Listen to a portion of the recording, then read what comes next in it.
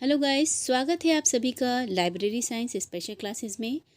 आज का जो ये वीडियो है इसमें मैंने आपके लिए स्पायरल ऑफ साइंटिफिक मेथड के बारे में बताया है और साथ ही साथ इससे रिलेटेड और एग्ज़ाम्स में रिसर्च से रिलेटेड वो किस प्रकार के क्वेश्चंस पूछे जाते हैं उनके बारे में मैंने इसमें डिटेल में बताया है। तो सबसे पहले हम जान लेते हैं कि स्पायरल ऑफ साइंटिफिक मेथड क्या होता है, इसका यूज़ कहाँ पर होता है और इसको किसने डेवलप किया था या किसने इसको इंट्रोड्यूस किया था। स्पायरल ऑफ साइंटिफिक मेथड का यूज़ रिसर्च में किया जाता है। ये एक वैज्ञानिक विधि है जिसको सबसे पहले इसको जो इंट्रोड्यूस किया था वो डॉक्टर एस.आर. रंगनाथन जी ने किया था।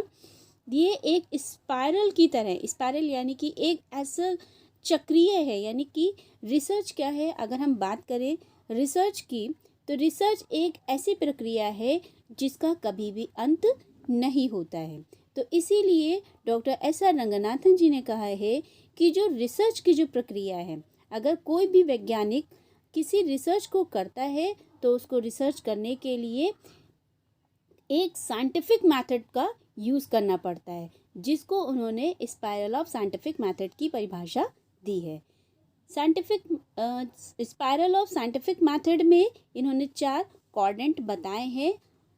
4 क्वाड्रेंट ये वो क्या है, पहला होता है नाइदर, सेकंड है एसेंडेंट, थर्ड है जेनिथ और फोर्थ है डिसेंडेंट। इसके जो फेज़ हैं वो भी 4 फेज़ हैं। एक पहला है एम्पेरिकल फेज़, सेकंड है hypothesis phase, third deductive phase and 4 है वेरिफिकेशन फेज़। जो इसमें लॉज हैं, एम्पेरिकल लॉ जो कि आता है एसेंडेंट में, सेकंड है फंडामेंटल लॉ जो आता है जेनिथ में, डिडक्टिव यानी कि डिड्यूस्ड ये जो लॉ है ये आता है डिसेंडेंट के अंतर्गत, और जो चौथा है फैक्ट ये आते हैं नाइदर के अंतर्गत। इसमें एग्ज़ाम्स में जो लॉ के बारे में पूछा गया है कि न्यूटन लॉ ये किससे रिलेटेड है। न्यूटन लॉ ये भी एग्ज़ाम में बहुत बार पूछा गया है। न्यूटन लॉ और हुक्स लॉ ये स्पायरल मेथड के किसके अंतर्गत आता है, किस फेज़ के अंतर्गत। तो न्यूटन लॉ जो होता है वो हाइपोथेसिस फेज़ के अंतर्गत आता है, और जो हुक्स लॉ होता है, Hooke's law related to empirical phase के अंतर्गत। अब ये जो एम्पेरिकल फेज़ क्या है, हाइपोथेसिस फेज़ क्या है, इन सब को अभी मैंने एक पिक्चर के थ्रू बता दिया है कि कहाँ पर कौन सा फेज़ आता है, कौन सा क्वाड्रेंट, कौन सा लॉ किसके अंतर्गत आता है। तो आसानी से आई थिंक आपको समझ में आ गया होगा इस पिक्चर के थ्रू। अब समझ लेते हैं कि आखिर ये स्पायरल ऑफ साइंटिफिक मेथड क्या है। इसको डॉक्टर एस.आर. रंगनाथन जी ने इस पूरे चक्र को 4 क्वाड्रेंट्स में डिवाइड किया है, जो कि घड़ी की गति के समान यानी कि क्लॉकवाइज आगे बढ़ता जाता है। इसका जो फर्स्ट क्वाड्रेंट है वो आता है नाइदर टू असेंडेंट की ओर। नाइदर से असेंडेंट के बीच के जो भाग को क्या बोलते हैं, फर्स्ट क्वाड्रेंट बोलते हैं। इसको हम एम्पेरिकल फेज कहते हैं। और जो इसका सेकंड है वो असेंडेंट से जेनिथ की ओर आता है, इसको हम बोलते हैं हाइपोथेसिस फेज। और जो थर्ड है, इसका जो थर्ड क्वाड्रेंट है वो डिडक्टिव फेज कहलाता है, और इसका जो फोर्थ क्वाड्रेंट है वो वेरिफिकेशन फेज कहलाता है।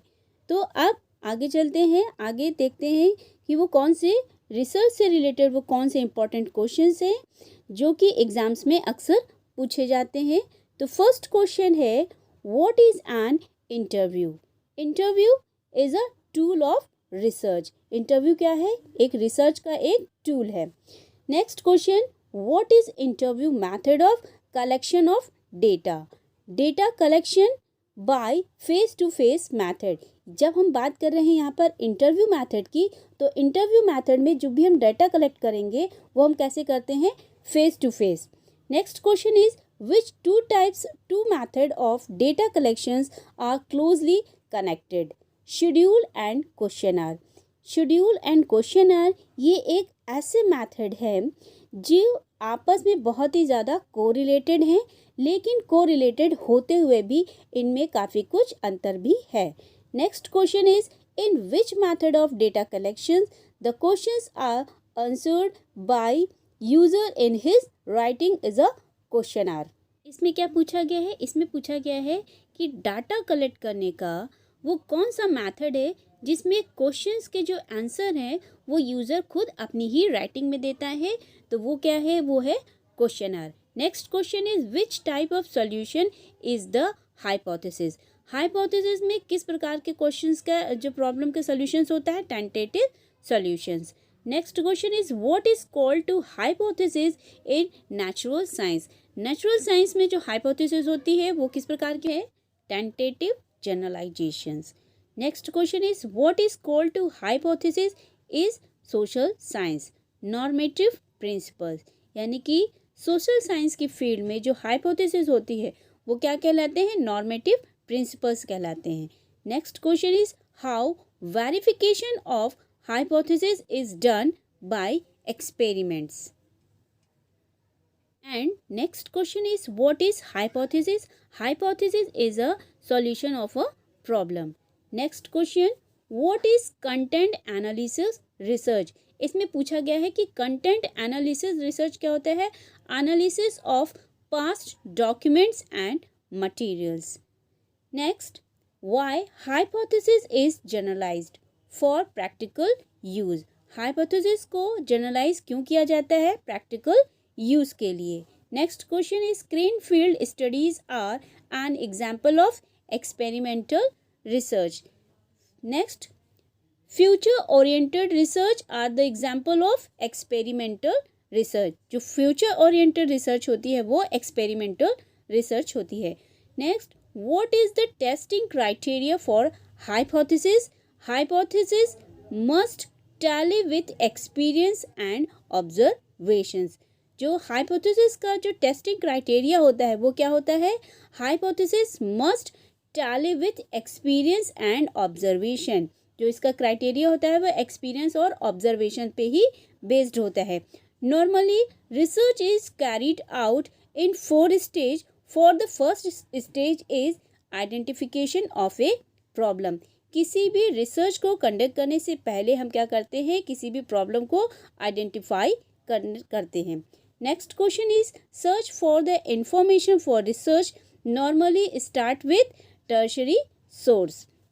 देखिए ये वो क्वेश्चंस हैं जो जनरली एग्जाम्स में पूछे ज़रूर से ज़रूर जाते हैं। इसमें कोई ना कोई किसी न किसी प्रकार का क्वेश्चन कैसे भी घुमा फिरा करके एग्ज़ाम्स में पूछा जा सकता है, चाहे वो यूजीसी नेट का एग्ज़ाम हो, डीएसएसबी हो, केवीएस हो या फिर NVS. Next question is normative principles given by doctor S R. Ranganathan based on scientific method. यानी कि अगर पूछा जाए कि डॉक्टर एस.आर. रंगनाथन जी द्वारा प्रतिपादित नॉर्मेटिव प्रिंसिपल्स वो किस पर आधारित हैं? वो हैं साइंटिफिक मेथड पर। Next question is external and internal criticism implies in historical method of research. The next question is the term external criticism is relevant to historical method. And next question is who devised the spiral of scientific method? Dr. S.R. Ranganathan. The spiral of scientific method signifies the step of phases in scientific method. What is the content? What is the correct sequence of cardinal points on the spiral of scientific method? First is neither, second is ascendant, third is zenith and fourth is descendant. इसके बारे में spiral of scientific method के बारे में मैंने detail में आपको पहले ही बता दिया है। आशा करती हूँ कि आपको इसके बारे में अच्छे से समझ में आ गया होगा और आगे भी मैं इसी प्रकार से और जो वीडियोस हैं रिसर्च से रिलेटेड वो वीडियोस मैं बनाऊंगी, तैयार करूंगी। अगर आपको मेरा ये वीडियो अच्छा लगा हो तो प्लीज़ इसको लाइक, शेयर और सब्सक्राइब करना